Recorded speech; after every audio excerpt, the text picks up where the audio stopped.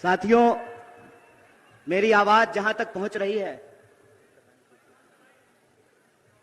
मेरी आवाज जहां तक जा रही है, मगध क्षेत्र के, शाहाबाद इलाके के, बिहार की इस महान भूमि के आप सभी आदरणीय बुजुर्गों का, माताओं बहनों का, नौजवान साथियों का, किसानों मजदूरों का, नौकरी करने वाले, बिजनेस करके, छोटा मोटा काम धंधा करके, खून पसीने की कमाई से अपने परिवार का भरण पोषण करने वाले बिहार के आप तमाम मेहनत कश आवाम का क्रांतिकारी इस्तकबाल करता हूं, आपका हार्दिक अभिनंदन करता हूं। दोस्तों, मैं सबसे पहले नमन करना चाहता हूं कांग्रेस पार्टी के कद्दावर नेता अनुग्रह बाबू को। मैं नमन करना चाहता हूं औरंगाबाद की इस पावन भूमि को। मैं नमन करना चाहता हूं सम्मानित मंच पर उपस्थित बिहार प्रदेश कांग्रेस कमेटी के तमाम कार्यकर्ताओं और नेताओं को। और आप लोगों से सबसे पहले मैं ये साझा करना चाहता हूं, सामने पीछे जो वो सीमेंट वाला मंच दिख रहा है ना, सबसे पहली बार इस गांधी मैदान में हम उसी मंच पर आए थे जब बिहार के, पूरे बिहार के सूबे बिहार में 3800 जिले में जनगण मन यात्रा लेकर के हम चल रहे थे। और उस जनगण मन यात्रा की यही मांग थी कि हम बिहार को फिर से अव्वल राज्य बनाना चाहते हैं। बिहार की जो गरिमा है उस गरिमा को वापस लाना चाहते हैं और बिहार की जो संस्थाएं हैं, बिहार के जो विश्वविद्यालय हैं, उनका मान सम्मान वापस दिलाना चाहते हैं। मैं आप सब लोगों को याद दिलाना चाहता हूं कि जो पटना यूनिवर्सिटी है उसको ईस्ट का ऑक्सफोर्ड कहा जाता था और दुनिया के महान वैज्ञानिक, कलाकार, साहित्यकार, इतिहासकार, तमाम तरह की विभूति पटना विश्वविद्यालय से निकले। मेरी भी पढ़ाई लिखाई मगध यूनिवर्सिटी से हुई है और मगध क्षेत्र के एक बड़े मशहूर मगही कवि हुए जिनका नाम था मथुरा प्रसाद नवीन। और मथुरा प्रसाद नवीन कहते थे, भूख से तरफ के मरवा काहे, मरने होते लड़के मर जा। जुल्मी बढ़लो तहू बढ़ जा, भूख से तरफ के मरवा काहे, मरने हो तो लड़के मर जा। मैं समझता हूं कि बिहार को, बिहार की एक एक आवाम को यह बात याद करने की जरूरत है कि हमारा गौरवशाली इतिहास क्या रहा है, हमारी ऐतिहासिक परंपरा क्या रही है। यह बात मैं इसलिए कह रहा हूं कि भारत जोड़ो न्याय यात्रा के क्रम में जब हमारी यात्रा मणिपुर से चल करके विभिन्न राज्यों से होते हुए 33वें दिन एक बार फिर से जब औरंगाबाद की महान भूमि पर पहुंची है, तो मैं एक दर्द आप तमाम लोगों से साझा करना चाहता हूं। कहते हैं ना कि दुनिया के किसी इलाके में चले जाइए, कोई पद ले लीजिए, कोई पोस्ट ले लीजिए, लेकिन एक बिहारी अगर जन्मता बिहारी है तो मरते दम तक बिहारी रहता है, उसकी पहचान बिहारी रहती है। और हम जहां भी जाते हैं हर जगह लोग ये सवाल पूछते हैं कि अच्छा कन्हैया ये बताओ कि बिहार में क्या हो गया। और उस वक्त मैं बड़े अफसोस के साथ आप लोगों से यह दर्द साझा कर रहा हूं कि मेरे आंखों में पानी आता है और पहली बार जिंदगी में आंख शर्म से नीचे झुक जाता है, क्योंकि बिहार में, पटना में जो बैठे हुए राजनेता हैं उनको नहीं मालूम है कि अपनी राजनीतिक अवसरवादिता के चलते बिहार की भूमि का पूरी दुनिया में ये लोग अपमान कर रहे हैं। ये भूल गए हैं कि बिहार कौन सी धरती है और बिहार ने किस तरीके से दुनिया को सत्य और अहिंसा का पाठ पढ़ाया है। बिहार सिर्फ सत्य और अहिंसा की भूमि नहीं है, बिहार मोक्ष की भी भूमि है और पूरी दुनिया के हिंदू मोक्ष लेने के लिए, मुक्ति लेने के लिए बोधगया में पिंडदान करने के लिए आते हैं। और पूरी दुनिया को सत्य और अहिंसा का पाठ पढ़ाने वाला महात्मा बुद्ध पैदा सिद्धार्थ हुए थे, महात्मा बुद्ध नहीं पैदा हुए थे। लेकिन सिद्धार्थ जब बिहार की धरती पर आए तो पीपल के पेड़ के नीचे वो महात्मा बुद्ध हो गए, उनको ज्ञान की प्राप्ति हुई, वो महात्मा बुद्ध बन गए। आप सब जानते हैं ये कांग्रेस पार्टी का मंच है और आप सब कांग्रेस पार्टी के शेर दिल कार्यकर्ता हैं, जिंदा दिल इंसान हैं आप लोग। तो मैं आपको याद दिलाना चाहता हूं कि जिनको हम बापू कहते हैं, मोहनदास करमचंद जब बिहार में आए तो वो मोहनदास थे, बिहार की जनता ने उनको महात्मा गांधी बना दिया, बिहार की जनता ने उनको बापू बना दिया। बिहार वो धरती है अगर हम आर्यभट्ट की बात करें तो अगर बिहार नहीं होता, आर्यभट्ट नहीं होता, तो जीरो नहीं ढूंढा जाता और इंसान चांद पर नहीं पहुंच पाता, और इंसान चांद पर पहुंचा है तो जीरो को खोजने की वजह से पहुंचा है। बिहार वो भूमि है कि जहां पर एकमात्र देश के राष्ट्र कवि पैदा हुए, और राष्ट्र कवि का नाम दिनकर है।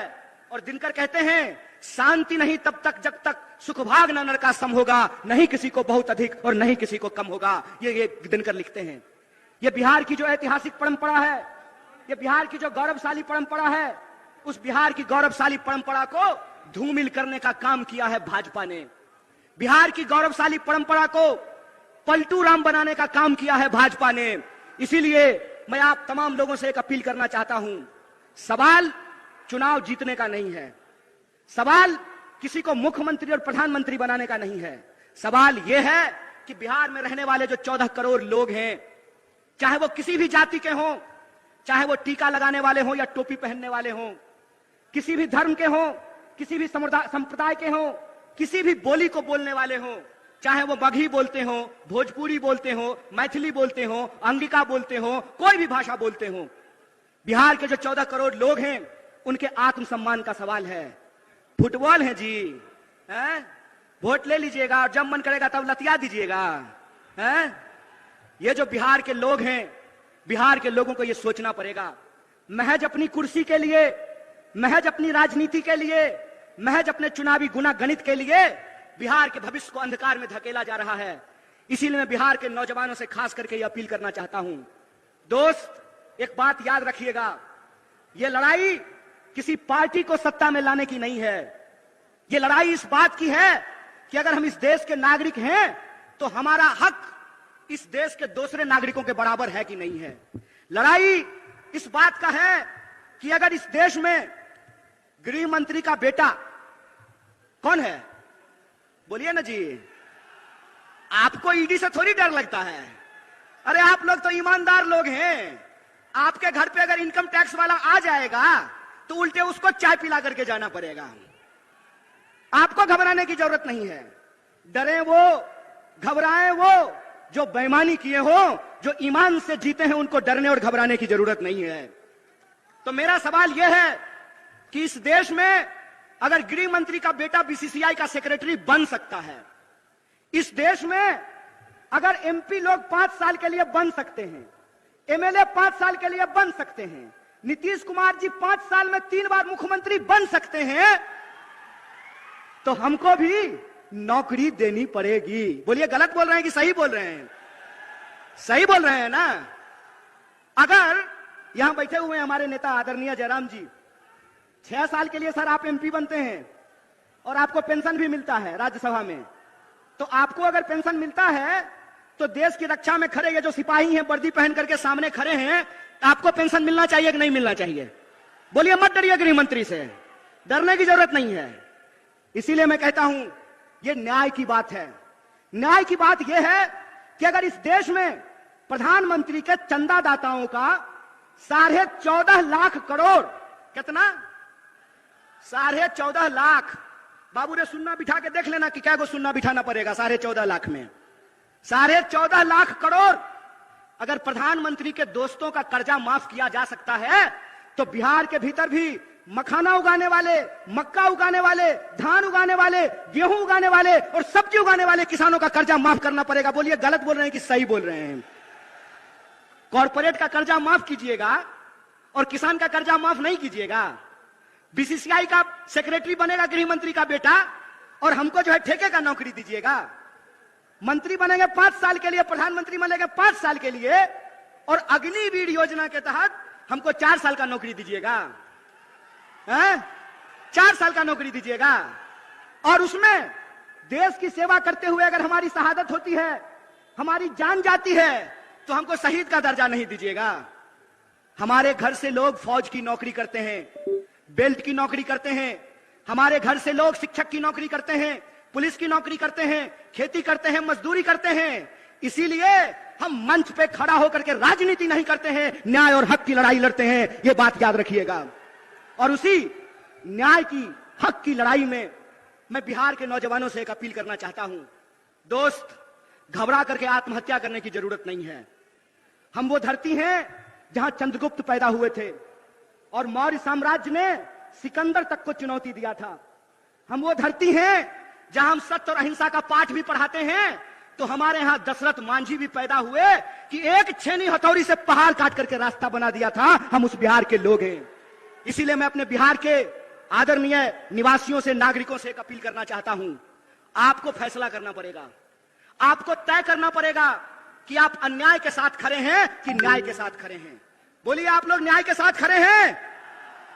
इतनी जोर से आवाज लगाइए कि सत्ता को घबराहट होने लगे, उनको यह एहसास हो जाए कि बिहार एक बार फिर से इस देश में क्रांति के लिए, बदलाव के लिए तैयार है।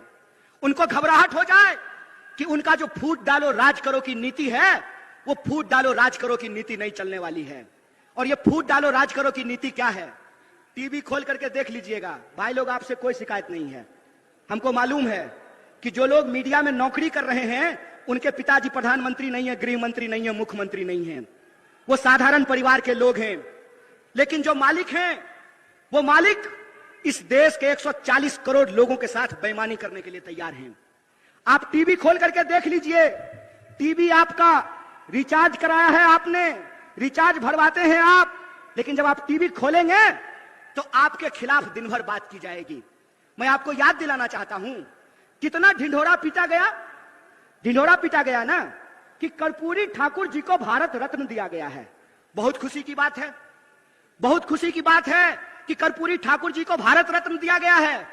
लेकिन कर्पूरी ठाकुर जिस समाज के लिए लड़ते थे, जिस समाज के हक और अधिकार के लिए लड़ते थे, उनके बच्चों के भविष्य के साथ खेला जा रहा है, उनकी नौकरियां समाप्त की जा रही है, उनकी नौकरियां छीनी जा रही है, किसानों को उनके फसल का दाम नहीं दिया जा रहा है, मजदूरों को मजदूरी नहीं दी जा रही है, महिलाओं के साथ अत्याचार किया जा रहा है। आप टीवी खोल करके देख लीजिएगा, बड़ा बड़ा दावा किया गया, क्या कहा गया कि चौधरी चरण सिंह जी को भारत रत्न दिया जा रहा है, डॉक्टर स्वामीनाथन को भारत रत्न दिया जा रहा है। बहुत खुशी की बात है, बहुत आनंद की बात है कि इनको भारत रत्न दिया गया है। लेकिन मैं सवाल पूछता हूं कि एक तरफ डॉक्टर स्वामीनाथन को भारत रत्न देते हैं और दूसरी तरफ इस देश के किसानों के ऊपर डंडे चलाते हैं, गोलियां चलाते हैं, आंसू गैस के गोले छोड़ते हैं। बोलिए, बेईमानी है कि नहीं है? भारत रत्न दे रहे हैं और किसान कह रहे हैं कि हमको हमारे फसल के दाम की गारंटी करो, तो किसान को उनके फसल की गारंटी नहीं मिल रही है। मोदी जी कहते हैं मोदी जी की गारंटी है। महाराज, भाजपा की गारंटी होती तो 1 मिनट के लिए मान भी लेते। मोदी जी की गारंटी है तो बिल्कुल भरोसा मत कीजिए। अगर विश्वास नहीं होता है तो यशोदा जी से जाकर के पूछ लीजिए, गारंटी लिए थे ना जी। अच्छा, यहां पे भी बहुत सारे लोग बैठे हुए हैं, ब्याह शादी हुआ होगा, हमारा तो नहीं हुआ है। तो हिंदू रीति रिवाज से अग्नि को साक्षी मान करके 7 फेरा लेकर के, हिंदू रीति रिवाज से अग्नि को साक्षी मान करके 7 फेरा लेकर के 7 जन्म का वादा निभाने का गारंटी लिए थे ना मोदी जी। किया पूरा, किया पूरा, भाग गए ना छोड़ के। कोई गारंटी नहीं है इस आदमी का। इस आदमी का एक ही गारंटी है कि इस देश की धन संपदा को लूट करके अपने दोस्त के खजाने में पहुंचा देंगे। एक ही गारंटी है कि रेलवे बेच देंगे, एयरपोर्ट बेच देंगे, पोर्ट बेच देंगे, सड़क बेच देंगे, नदी बेच देंगे, खदान बेच देंगे, और इस देश के जो आम लोग हैं वो नौकरियों के लिए दर दर तड़पेंगे, दर दर भटकेंगे।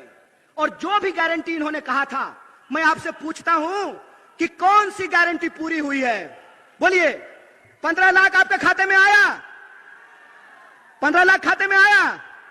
2 करोड़ नौकरी मिली? महंगाई कम हुआ? काला धन आया? तो कौन सा गारंटी पूरा हुआ है जी? कौन सा गारंटी पूरा हुआ है? मंदिर बनाने का? एक बात बताइए, मंदिर की बात चली है तो मैं भी एक बात कहना चाहता हूं। मेरा जन्म मिथिला की पावन भूमि पर हुआ है और मिथिला के लोग यह बात जानते हैं कि मिथिला की धरती माता जानकी की धरती है। माता जानकी, जिनके बारे में हम लोग कभी भी भगवान प्रभु श्री राम का नाम अकेले नहीं लेते हैं। जब भी बोलते हैं तो क्या बोलते हैं? बोलते हैं सियापति रामचंद्र की जय। बोलिए, बोलते हैं कि नहीं बोलते हैं? देखे हैं राम जी के साथ फोटो सीता जी का? एक फोटो बता दीजिए, एक भी फोटो देखे हैं सीता जी का राम जी के साथ? पहले हमारे घर में दादी जब कैलेंडर लगाती थी तो उसमें फोटो होता था भगवान प्रभु श्री राम का, सीता जी का, लक्ष्मण जी का और हनुमान जी का। होता था कि नहीं होता था? हनुमान जी, सीता जी, लक्ष्मण जी कोई फोटो में नहीं दिख रहे हैं। मतलब यही होता है कि जिनको धर्म का मतलब नहीं मालूम होता है ना, तो जब वो धर्म का पाखंड करते हैं तो उनसे गलती हो ही जाती है। क्योंकि धर्म का मतलब होता है धारण करना। धर्म बना है संस्कृत के धृत धातु से, जिसका अर्थ होता है धारण करना। अगर आप धार्मिक हैं तो आपके अंग अंग से धर्म फूटता है। और मैं रामचरितमानस को कोट करना चाहता हूं। रामचरितमानस में तुलसीदास जी ने क्या लिखा है? गोस्वामी तुलसीदास ने लिखा है, रावण रथी विरथी रघुवीरा। मतलब रावण रथ पर सवार है और भगवान प्रभु श्री राम पैदल चल करके आ रहे हैं। बताइए आज की तारीख में रथ पर कौन सवार था? कौन सवार था रथ पर? रथ पर सवार थे अधर्मी लोग, रथ पे सवार थे अन्यायी लोग, रथ पे सवार थे इस समाज को बांटने वाले लोग, रथ पर सवार थे इस समाज में नफरत फैलाने वाले लोग। इसीलिए बिहार के वासियों से कहना चाहता हूं, ए मेरे दोस्त, बिहार का धर्म है, बिहारी होने का धर्म है अपने हक और अधिकार के लिए संघर्ष करना। बिहारी होने का धर्म है कि 1942 में जब भारत छोड़ो आंदोलन हो रहा था तो बिहार का चप्पा चप्पा ब्रिटिश साम्राज्य के खिलाफ लड़ रहा था। इसीलिए मैं बिहार के आम आवाम से अपील करना चाहता हूं कि अगर इस देश में आप बदलाव चाहते हैं कि नहीं चाहते हैं? आप चाहते हैं कि महंगाई कम हो, आप चाहते हैं कि बेकारी कम हो, आप चाहते हैं कि किसानों को न्याय मिले, आप चाहते हैं कि मजदूरों को न्याय मिले, आप चाहते हैं कि नौजवानों को न्याय मिले, अगर चाहते हैं तो मैं आपको याद दिलाना चाहता हूं कि जब जब बदलाव देश में हुआ है उसकी पहल बिहार से हुई है। इस बात को याद रखिएगा। बिहार अगर करवट लेता है तो इस देश में परिवर्तन होता है। इस बात को याद रखिएगा। इसीलिए मैं आप तमाम बिहार वासियों से अपील करना चाहता हूं कि यह जो भारत जोड़ो न्याय यात्रा है, यह हमारे और आपके न्याय की बात है। यह जो भारत जोड़ो न्याय यात्रा है, उस न्याय यात्रा में हम 5 तरह का न्याय चाहते हैं। कितने तरह का? हाथ उठा करके बताइए। हम 5 तरह का न्याय चाहते हैं। हम चाहते हैं कि इस देश में युवाओं को न्याय मिले, इसीलिए हमारा पहला न्याय है युवा न्याय। हम चाहते हैं कि इस देश में सभी समुदाय के लोगों को, सभी जाति के लोगों को, चाहे वो गरीब जनरल हो, चाहे वो पिछड़ा हो, अति पिछड़ा हो, दलित हो, महादलित हो, अल्पसंख्यक हो, अकलियत समाज के हो, महिला हो, पुरुष हो, हम सबकी भागीदारी सुनिश्चित करना चाहते हैं। तो दूसरा न्याय है हमारा भागीदारी का न्याय, हिस्सेदारी का न्याय। और तीसरा न्याय है हमारा, तीसरा न्याय है मजदूरों को न्याय। चौथा न्याय है हमारा नारी को न्याय। और 5वां न्याय है हमारा किसानों को न्याय। उन किसानों को न्याय दिलाना जो एमएसपी का हक मांग रहे हैं। और मैं आपको याद दिला दूं, भारतीय राष्ट्रीय कांग्रेस के माननीय अध्यक्ष श्री मल्लिकार्जुन खड़गे जी और हमारे नेता राहुल गांधी जी ने कहा है कि अगर इंडिया गठबंधन की सरकार बनेगी तो हम सबसे पहला काम यह करेंगे कि किसानों को एमएसपी की गारंटी देंगे, एमएसपी को कानूनी दर्जा दिया जाएगा। इसकी घोषणा कांग्रेस पार्टी ने की है। तो 5 तरह के न्याय देने से इस देश को शक्ति मिलेगी। तो आप बताइए, आप देश को शक्तिशाली बनाना चाहते हैं कि नहीं बनाना चाहते हैं? बिहार को शक्तिशाली बनाना चाहते हैं कि नहीं बनाना चाहते हैं? इसीलिए हम आपसे अपील करना चाहते हैं। इसी अपील के साथ मैं अपनी बात को खत्म करूंगा कि आने वाले दिनों में जो अन्याय कर रहे हैं उनको अन्याय करने दीजिए। लेकिन आप अगर न्याय चाहते हैं, अपना न्याय चाहते हैं, आने वाली पीढ़ी का न्याय चाहते हैं, तो आपको न्याय योद्धा बनना पड़ेगा। बोलिए, न्याय योद्धा बनेंगे? बिहार के एक एक लोग न्याय योद्धा बनने को तैयार हैं। अगर आप न्याय योद्धा बनेंगे तो आप लोगों को एक नंबर जो कांग्रेस पार्टी के द्वारा जारी किया गया है, उस नंबर पे कॉल करके न्याय योद्धा बनना है। और यह जो भारत जोड़ो न्याय यात्रा का संकल्प है कि हम अन्याय के अंधकार में न्याय का दिया जलाना चाहते हैं, इसमें आपको शामिल होना पड़ेगा। इन्हीं शब्दों के साथ तमाम सम्मानित मंच को एक बार फिर से धन्यवाद अदा करते हुए, और जो हमारे पुलिस प्रशासन के लोग हैं, मीडिया के लोग हैं, और आप तमाम जो लोग हमारी आवाज को सुन रहे हैं, आप सब लोगों को धन्यवाद अदा करते हुए, शुक्रिया अदा करते अपनी बात को खत्म करूंगा। शुक्रिया। इनकलाब जिंदाबाद। जय हिंद, जय भारत, जय बिहार। कोई गारंटी नहीं है इस आदमी का। इस आदमी का एक ही गारंटी है कि इस देश की धन संपदा को लूट करके अपने दोस्त के खजाने में पहुंचा देंगे। एक ही गारंटी है कि रेलवे बेच देंगे, एयरपोर्ट बेच देंगे, पोर्ट बेच देंगे, सड़क बेच देंगे, नदी बेच देंगे, खदान बेच देंगे, और इस देश के जो आम लोग हैं वो नौकरियों के लिए दर दर तड़पेंगे, दर दर भटकेंगे। और जो भी गारंटी इन्होंने कहा था, मैं आपसे पूछता हूं कि कौन सी गारंटी पूरी हुई है? बोलिए। 15 लाख आपके खाते में आया? 15 लाख खाते में आया? 2 करोड़ नौकरी मिली? महंगाई कम हुआ? काला धन आया? तो कौन सा गारंटी पूरा हुआ है जी? कौन सा गारंटी पूरा हुआ है? मंदिर बनाने का? एक बात बताइए, मंदिर की बात चली है तो मैं भी एक बात कहना चाहता हूं। देखे हैं राम जी के साथ फोटो सीता जी का? एक फोटो बता दीजिए, एक भी फोटो देखे हैं सीता जी का राम जी के साथ? पहले हमारे घर में दादी जब कैलेंडर लगाती थी तो उसमें फोटो होता था भगवान प्रभु श्री राम का, सीता जी का, लक्ष्मण जी का और हनुमान जी का। होता था कि नहीं होता था? हनुमान जी, सीता जी, लक्ष्मण जी कोई फोटो में नहीं दिख रहे हैं। मतलब यही होता है कि जिनको धर्म का मतलब नहीं मालूम होता है ना, तो जब वो धर्म का पाखंड करते हैं तो उनसे गलती हो ही जाती है। गोस्वामी तुलसीदास ने लिखा है, रावण रथी विरथी रघुवीरा। मतलब रावण रथ पर सवार है और भगवान प्रभु श्री राम पैदल चल करके आ रहे हैं। बताइए आज की तारीख में रथ पर कौन सवार था? कौन सवार था रथ पर? रथ पर सवार थे अधर्मी लोग, रथ पे सवार थे अन्यायी लोग, रथ पे सवार थे इस समाज को बांटने वाले लोग, रथ पर सवार थे इस समाज में नफरत फैलाने वाले लोग। बीसीसीआई का सेक्रेटरी बनेगा गृह मंत्री का बेटा, और हमको जो है ठेके का नौकरी दीजिएगा। मंत्री बनेंगे 5 साल के लिए, प्रधानमंत्री बनेंगे 5 साल के लिए, और अग्निवीर योजना के तहत हमको 4 साल का नौकरी दीजिएगा।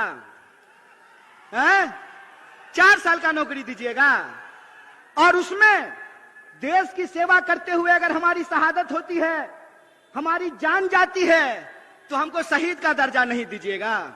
कि एक तरफ डॉक्टर स्वामीनाथन को भारत रत्न देते हैं और दूसरी तरफ इस देश के किसानों के ऊपर डंडे चलाते हैं, गोलियां चलाते हैं, आंसू गैस के गोले छोड़ते हैं। बोलिए बेईमानी है कि नहीं है?